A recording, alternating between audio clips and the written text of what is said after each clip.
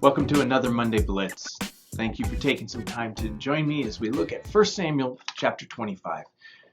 This chapter took a lot of rereading and pondering as I tried to see where we could go today with this devotional thought. It's a troubling chapter. If you haven't read it recently, I encourage you to read it, as David takes it upon himself to protect Nabal's livestock and servants, but then goes and demands to be recognized and fed, and his men, 600 of them, to be fed and cared for by Nabal, and Nabal rejects it, and David decides he's going to kill Nabal and all of his family and servants and everybody involved. And Abigail steps in and offers some restitution and repayment, and then ultimately Nabal dies an awful, painful death.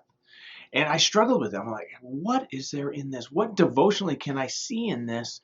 How can I grow in my experience with God? What can I share? And then it hit me. While this story does focus on David, and he is still the central theme of this story, I believe Abigail is the beautiful picture of a foretelling, a glimpse into what Jesus does for us. You see, a lot of us are Nabal. We are determined to live our lives the way we want to live them.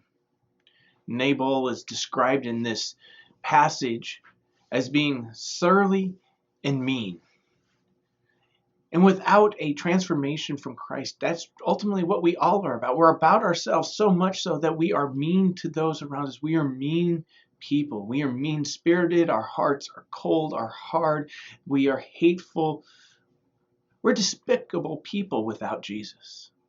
And so often we don't even realize the little things God is doing in our lives in spite of how we treat Him, how we treat those around us. And we see in this story of Abigail, who hears of what has taken place, has heard that David has been caring for the sheep and the servants, and she steps in. She steps into a place that she didn't have to. It was not her responsibility. It wasn't hers to transform. She takes upon herself all the responsibility that was Nabal's. And she gives food. She steps into that place. She offers restitution. And she gives Nabal a chance to think and consider and reform his ways, to change his ways, to be transformed. And I think about it, isn't that what Jesus does for us? Isn't that what Jesus does over and over for us? He takes our sin. He takes all of that upon himself. He's taken all that at the cross. He says, I will forgive all sin, even the sin that hasn't been committed yet. He has forgiven all those. He has taken the penalty of all those sins. He simply asks of us to admit we need Him, that we are incapable on our own. Nabal refused that and dies a painful death. Abigail is a picture of what Jesus does for us. But let us not be Nabal and continue to refuse to accept that gift of life, that gift of salvation, that gift of forgiveness. Let us rather accept it and be transformed. I like the two words that are describing Abigail: beautiful and intelligent. Aren't those so much better?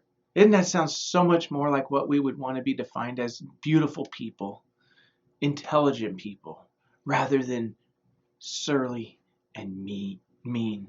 I don't want to be defined that way. I want to be defined as beautiful and intelligent, loved by God, God's people, saved by the amazing grace of Jesus.